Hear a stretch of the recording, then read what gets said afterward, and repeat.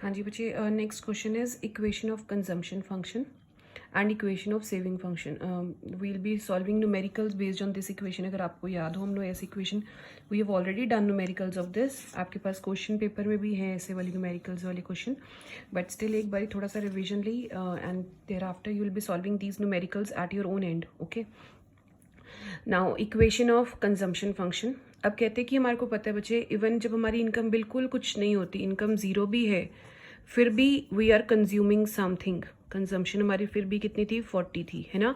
And this 40 वाली consumption is called our C bar, that is autonomous consumption. तो हमने first point लिखा, and ये वाली autonomous consumption is always positive. ठीक है, कंजम्पशन के नेगेटिव कभी भी नहीं होगी, हमेशा ये पॉजिटिव है. सेविंग्स जौन सी है that can be negative. First starting अगर आपको याद हो -40 -20 कर अगर हम लोग टेबल में बनाते थे ना, सो हमने यहाँ पे क्या बोला कि इनकम जब जीरो है, हमारी कंजम्पशन फिर भी है कुछ, and that is positive consumption, and that is 40. और इस 40 कंजम्पशन को हम क्या कहते हैं? This is our autonomous consumption.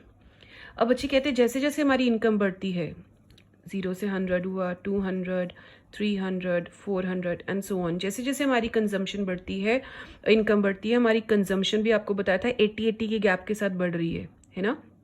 So that is 120, 200, 280 ऐसे करके ये भी बढ़ी जा रही है. बट हमने कहा जो इनकम बढ़ रही है ना, ये देखो इसमें कितने का गैप आ रहा है?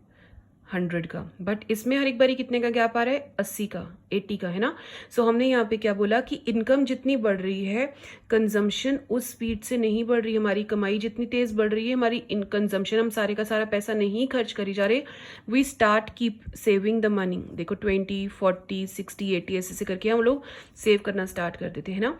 अब यहाँ पे बच्चे दो, अब हम उसको क्या बोलते थे कि इसकी प्रपोर्शन के अंदर चेंज है. सो सी अपॉन वाई को हम लोग क्या बोलते थे? Delta C upon increase in income के साथ जब कंजम्पशन चेंज हो रही है, दैट इज कॉल्ड, हमने बोला था इसे एमपीसी. अब यहाँ पे जब इक्वेशन ऑफ कंजम्पशन फंक्शन बना रहे हैं, विल बी यूजिंग इट, ये वाली इक्वेशन एमपीसी की इक्वेशन, एमपीसी को हम यूज करेंगे. अब यहाँ पे उसने एमपीसी को क्या एक और अल्फाबेट ट्रीट किया है, that alphabet is B. MPC को हम क्या बोल सकते हैं? बी भी बोल सकते हैं साथ में. ठीक है, अब इक्वेशन क्या बनी? अब देखो ये वाली इन्वेस्टमेंट जौन सी कंजम्पशन है, किससे इंड्यूस हुई है? इनकम से. इनकम बढ़ती थी, इन्वेस्टमेंट, कंजम्पशन बढ़ गई, फिर इनकम बढ़ गई, कंजम्पशन बढ़ गई, इनकम बढ़ गई, consumption. So this consumption is called induced consumption. ठीक है, क्योंकि इसका मोटिव क्या था कि इंड्यूस किसने किया था? इस कंजम्पशन हमने क्यों इंक्रीज की थी? Because of our increase in income. So हमने यहाँ से इंड्यूस्ड कंजम्पशन निकाली, दैट इज कॉल्ड सी. इसका क्या निकाला? सी बार, दैट इज हमने कुछ ऑटोनमस कंजम्पशन की, प्लस एमपीसी. ठीक है, जो हमारा क्या है कि जो रेशियो है उसकी delta C upon delta Y की into Y. Y is our income. So हमारे पास फर्स्ट इक्वेशन क्या हो गई? ये भी न्यूमेरिकल सॉल्व करने के लिए. सो हमारी कंजम्पशन क्या है? Consumption is equal to C bar plus MPC. MPC के लिए हमने बी यूज किया इनटू इनकम. क्लियर हो गए? यहाँ तक ये फर्स्ट इक्वेशन हमारे पास बन गई. सो न्यूमेरिकल आएगा, we can solve numerical through this, और there is another way of solving the numerical, that is equation of saving function. अब सेविंग का हमारे को क्या पता है क्या होता है? S is equal to Y minus C, यही होता है.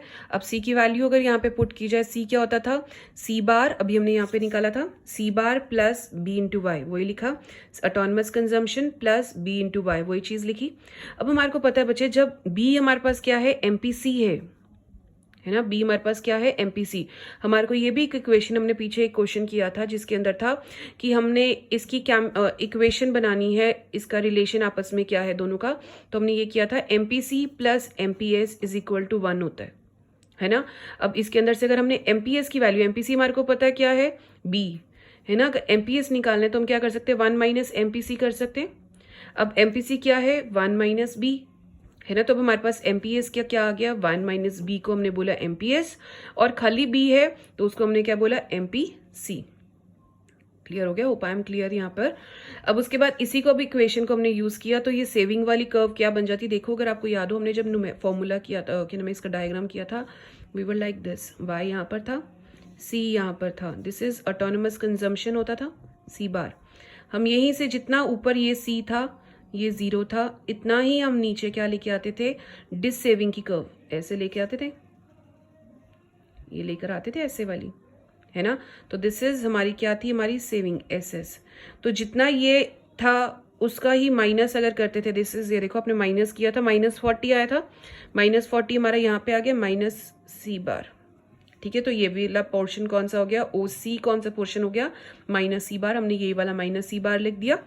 अब यहाँ पे B था क्योंकि कंजम्पशन थी, यहाँ पे क्या है MPS, वहाँ पे MPC था ना, ये देखो दिस वाज MPC, लेकिन यहाँ पे क्या है MPS, तो MPS को हम क्या बोलते हैं 1 - B × Y, वही वाली सेम चीज। Done. So this is our second equation, ये हमने सेकंड इक्वेशन बना ली, एंड ये वाली हमारी फर्स्ट इक्वेशन थी जिसके साथ हमने क्वेश्चन किए थे। डन।